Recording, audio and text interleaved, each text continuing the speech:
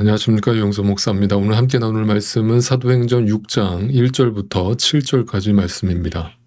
이 시기에 제자들이 점점 불어났다. 그런데 그리스 말을 하는 유대 사람들이 히브리 말을 하는 유대 사람들에게 불평을 터뜨렸다. 그것은 자기네 과부들이 날마다 구호 음식을 나누어 받는 일에 소홀히 여김을 받기 때문이었다.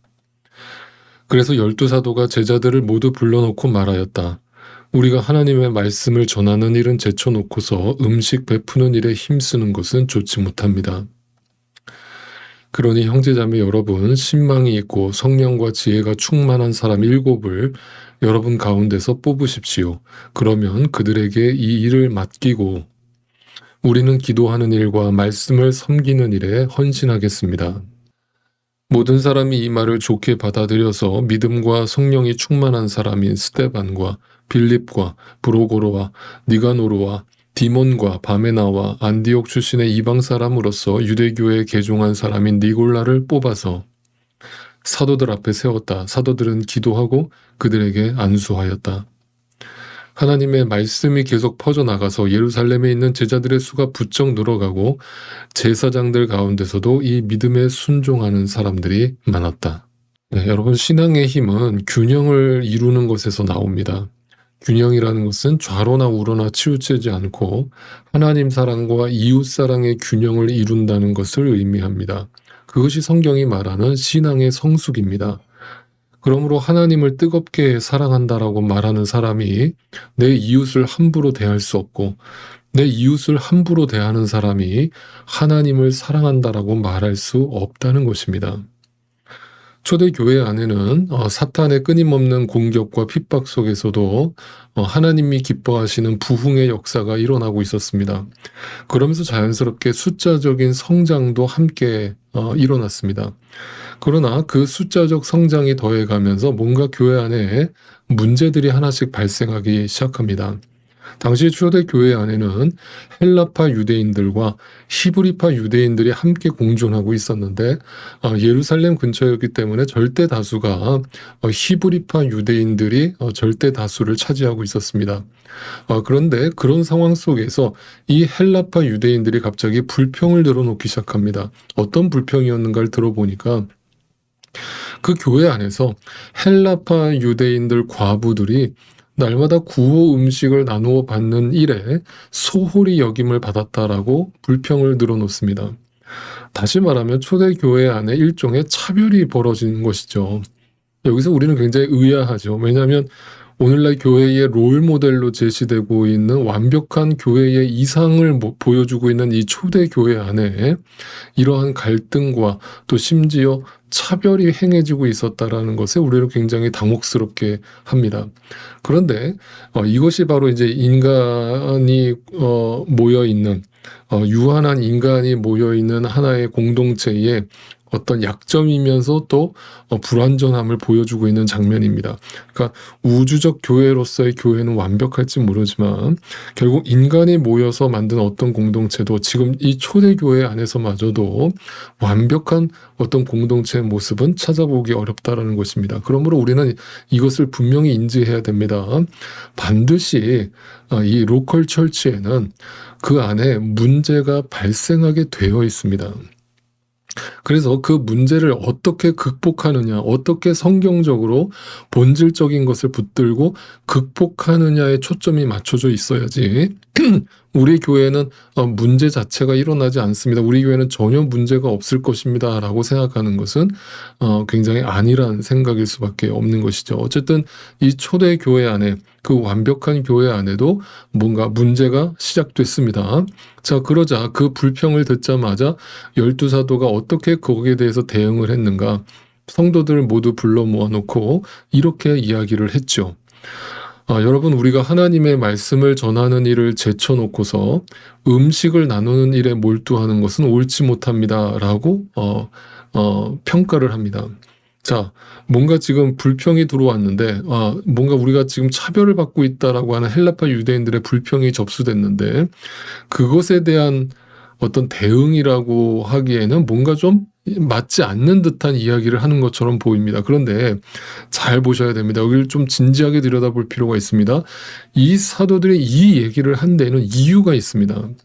이 사도들이 성령의 충만함 속에서 뭔가 이 교회가 갑자기 외적으로 성장해 감에 따라서 문제들이 하나씩 발생하는데, 그 가장 첫 번째 문제가 차별이었다라고 하는 점 때문에 이 문제가 도대체 왜 발생했을까? 그리고 우리가 뭘 놓쳤을까를 생각했을 때 가장 먼저 제시한 그 대안은, 해결책은 우리가 말씀을 전하는 일에 뭔가 소홀해졌다라는 것을 평가한 것입니다. 다시 말하면 제가 어제도 엊그제도 말씀드린 것처럼 교회의 존재 목적은 말씀을 전하는 것이고 복음을 전하는 것이고, 그 복음이 선포되는 것이 교회의 존재 목적이고, 그로 인해서 전도가 되고 선교가 되는 것이 존재 목적인데, 그것이 점점 소홀해지더라.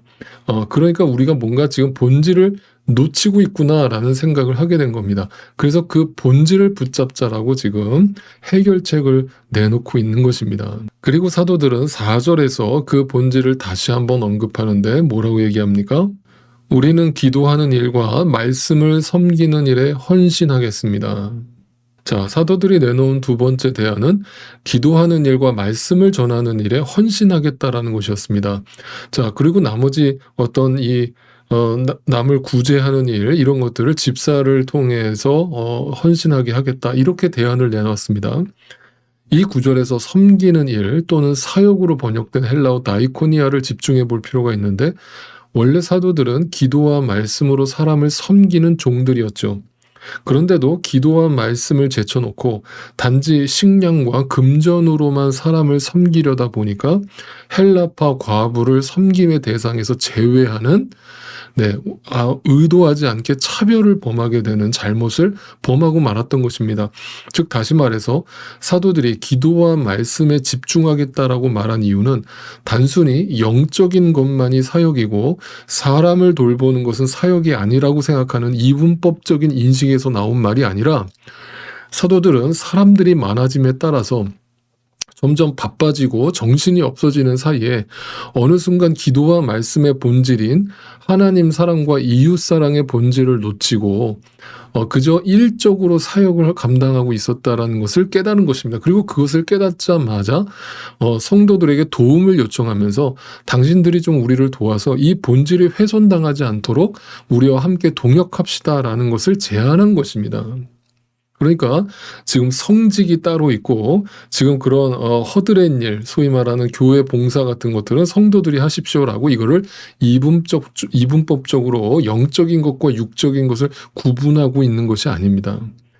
그런 의미에서 디아코노스, 디아코니아라는 단어가 강조되고 있는 것은 무릇 그리스도인은 그리스도 안에서 누군가를 위한 종이 되어야 한다라는 것을 강조하고 있는 겁니다.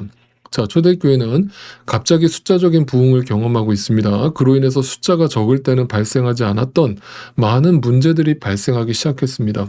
그 문제 중에 핵심은 바로 비본질적인 것들이 본질의 사역을 대체하는 일이 벌어졌던 것이죠.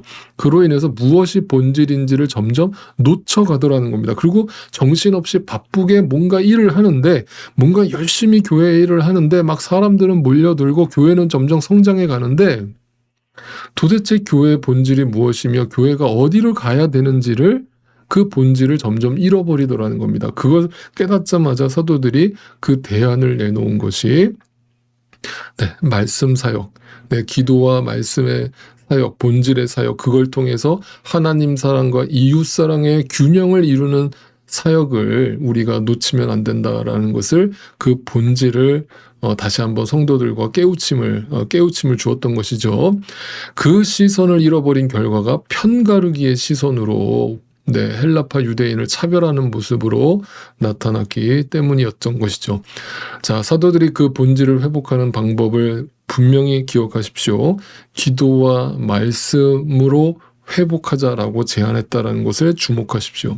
기도와 말씀을 통해서 영성만을 추구하겠다라는 것이 아니라 그걸 통해서 하나님과의 관계 회복과 더불어 이웃과의 관계 회복을 하겠다라고 하는 그 본질을 네, 초점을 맞추고 있는 겁니다. 자, 그러면서 오늘 이제 7명의 초대 집사를 뽑게 되는데 그 선출한 과정을 이렇게 설명합니다. 5절, 6절입니다. 모든 사람이 이 말을 좋게 받아들여서 믿음과 성령이 충만한 사람인 스데반과 빌립과 브로고로와 니가노르와 디몬과 바메나와 안디옥 출신의 이방 사람으로서 유대교에 개종한 사람인 니골라를 뽑아서 사도들 앞에 세웠다. 사도들은 기도하고 그들에게 안수하였다. 자, 총 7명의 집사가 선출되었는데 재밌는 것은 그 이름을 우리가 주의 깊게 살펴볼 필요가 있습니다. 그 이름을 주의 깊게 살펴봤더니 그 7명의 집사가 모두 헬라식 이름을 사용하고 있다라고 하는 점입니다. 다시 말해서 그들은 모두 헬라파 유대인들이었다라는 뜻입니다. 아까 말씀드렸듯이 초대교회 구성상 비율적으로 히브리파 유대인들이 절대 다수를 차지하고 있던 상황이었습니다. 그럼에도 7명의 초대 집사를 선출하면서 모두 헬라파 유대인들로 선출되었다라고 하는 이 사실은 뭘 의미하는가? 절대 다수의 히브리파 유대인들이 헬라파 유대인들에게 표를 몰아주었기 때문에 가능했다라고 하는 사실입니다. 여러분, 이것은 굉장히 충격적인 사건인데 이것은 뭘 우리에게 의미하는가? 기도와 말씀이라고 하는 본질의 회복이 그들의 시선의 변화를 가져왔으며 교회 안에서 절대 소수를 차지하고 있던 헬라파 유대인들이 차별을 받고 있었다라는 사실을 인식했고, 그러자마자 최초의 집사를 선출하는데 그들 모두를 헬라파 유대인으로 선출했다라고 하는 이 이야기는 교회가 다시 본질을 회복하면서 하나님 사랑과 이웃 사랑을 균형 있게 실천하게 되었음을 보여주는 놀라운 장면인 것입니다. 이 사건 이후에 초대교회 안에서 수많은 복음의 확장과 구원 사역들이 펼쳐지는데 이 초대 7명의 헬라파 유대인 집사들을 통해서 초대교회 안에 엄청난 하나님의 부흥과 역사가 일어났다라고 하는 사실은 우리를 더욱 놀라게 만드는 것이죠. 왜냐하면 그 부흥의 역사 뒤에는 당연히 성령 하나님의 이끄심이 있었으면 의심할 여지가 없고, 더불어서 절대 다수를 차지하고 있던 히브리파 유대인들의 지지와 중보와 동역과 협력이 있었기 때문에 가능했다라고 하는 사실 때문입니다.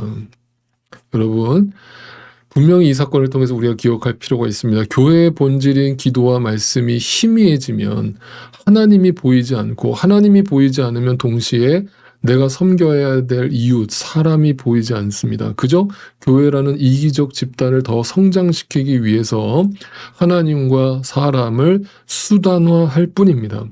그러나 기도와 말씀이 회복되면 하나님이 보이고, 하나님과의 관계가 회복되면 하나님의 뜻이 보이고, 하나님의 뜻이 보이면 내가 섬겨야 할 대상이 사람, 이웃이 보입니다. 그리고 그들에게 복음을 전하는 일, 그들을 주님의 사랑으로 품는 일, 섬기는 일, 그것이 교회의 존재 목적이라는 사실을 비로소 알게 됩니다. 여러분, 성경에서 교회는 꼭 공동체만의 교회가 아니라 여러분 한 사람 한 사람이 다 주님의 교회가 아닙니까? 여러분이 교회로서, 하나님의 교회로서 그 신앙의 균형을 이루어 나간다는 것은 다른 게 아닙니다. 기도와 말씀의 본질을 회복하는 겁니다. 그 기도와 말씀의 기준을 분명히 붙잡고 균형을 이루는 신앙생활을 하신다면 하나님과의 관계가 회복됨과 동시에 이웃과의 관계가 회복될 것입니다.